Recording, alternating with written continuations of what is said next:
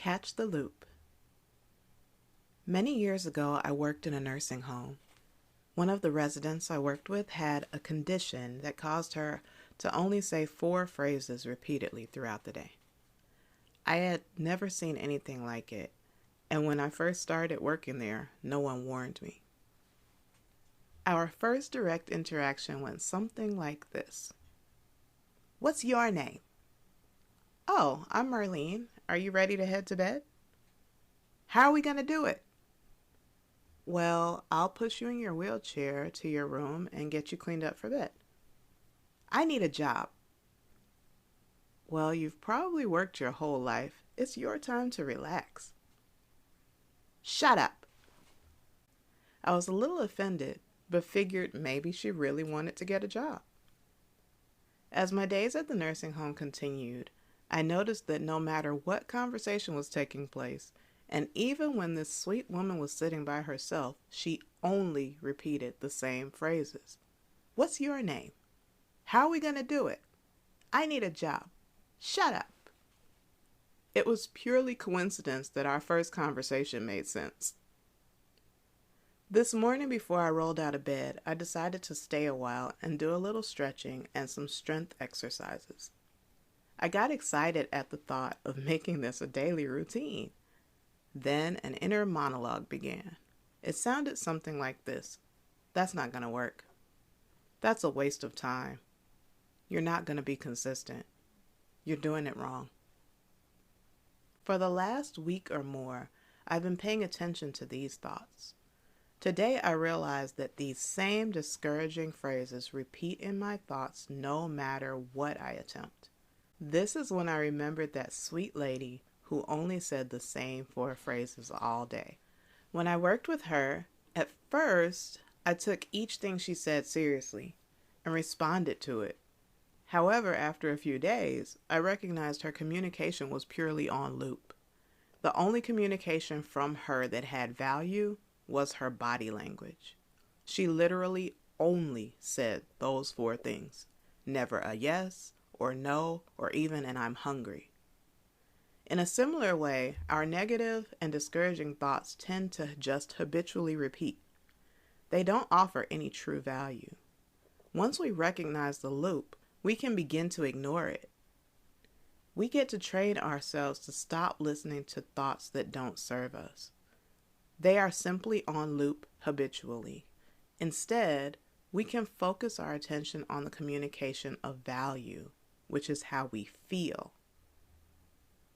When we pay attention to our emotions, we can take notice of the thoughts that caused us to feel that way.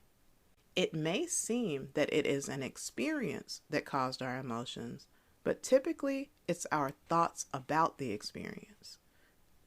Just like when we see someone respond in gratitude to a situation that would devastate us, that occurs because their thoughts about what they experienced are different than the thoughts we would have.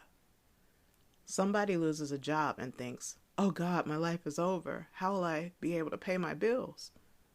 Somebody else loses a job and thinks, "Well, now I have time to spend with my family while I look for something that feels better for me." Same situation, different perspective. And our perspective is simply how we choose to view a situation, how we choose to think about it.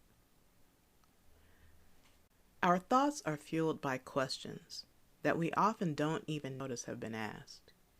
Usually, when we feel upset, our thoughts ask us, "What happened to make you feel this way?" Then we reenact the whole scene in our minds and feel the experience all over again.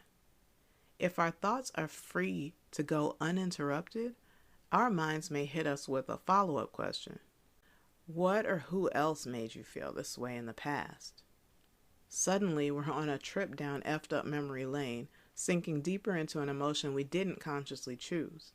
However, we do have a choice. What I am training myself to do is to ask more empowering questions. When the automatic thought, "How do you feel?" arises, I follow it with, "What was I just thinking about?" I bypass the reenactment of whatever got me upset and trace it back to the thought that shifted my mood. Then I choose an empowering follow-up question. Is it possible that there's another way I can view this situation? Yes, I really do this. No, it's not automatic. Yes, it takes practice. Yes, it's so worth it. What I've noticed is that the second I think of a more empowering way to view the situation, I instantaneously feel better. Our thoughts guide our emotions. No matter what is going on around us, there are multiple ways to view the situation. I've done this with everything from the loss of a loved one to the loss of an intimate relationship. I'm not saying it isn't valid to experience the gamut of emotions. However we choose to experience life is valid for us. The less pleasant emotions are not bad or wrong. They are an essential part of being human. I choose, however, to allow my emotions to be more like traffic signals on my journey rather than destinations. They communicate messages about where I am and where I'm going. If I'm feeling happy, that communicates that I'm doing or thinking in a way that is aligned with my values. I should probably continue down that path and do more of that.